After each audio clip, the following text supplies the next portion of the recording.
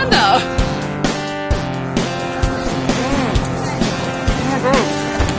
Ready?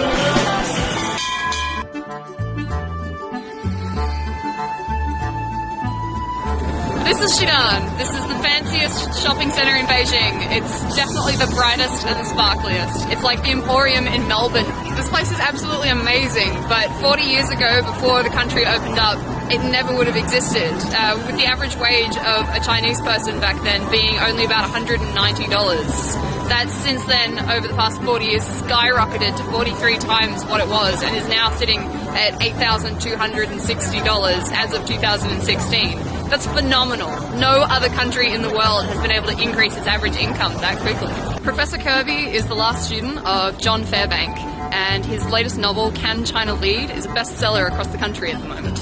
We're here today at the sunny Redmond University, where we're sitting in on a guest lecture today given by Professor William Kirby, who is the chairman of the Harvard University's China Fund.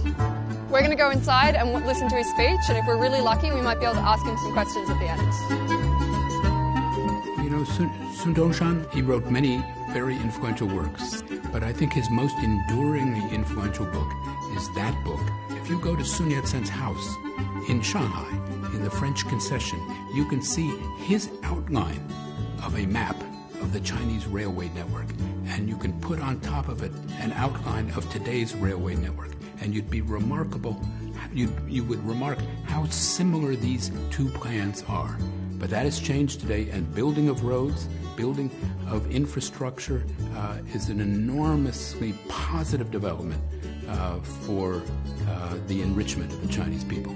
That is the future that China has grasped more directly than many other countries. So we're here at the main stage of the Beijing Olympic Games. So after the 2008 Olympic Games, China became Australia's biggest business partner.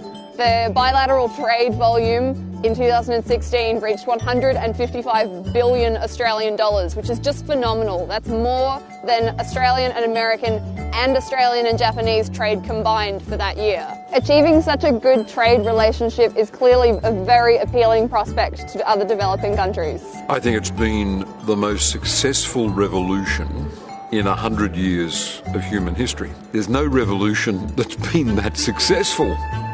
I think for many developing countries, the experience of China has been very important because it has shown that there are routes to modernisation using foreign direct investment in careful and planned ways, by using training people, educating people, building capacity in the economy, and also having a clear path or direction for growth, which is very valuable for other economies seeking to modernise. From November 30th to December the 3rd in 2017, an important meeting was held in Beijing. It was the Communist Party of China in dialogue with the World Political Party's high-level meeting.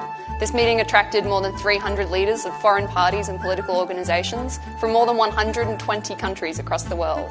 En los últimos 40 años, la transformación que ha vivido el país es realmente espectacular. El Congreso teorizó las respuestas a esta fase decisiva del proceso de modernización de China que debe culminar a mediados de este siglo, ¿no? Pero al mismo tiempo ha planteado una invitación al conjunto de la sociedad mundial para establecer los nuevos principios de ese nuevo tiempo común, de ese nuevo tiempo compartido que también se inicia para todos. China's development strategies have grown with but also unique from the Western world. So based on this, China has made exciting new plans for the 19th CPC National Conference for the future of the country. As Australian newspapers put it in October last year, this national conference is the most important political gathering for Australia and the rest of the world this year.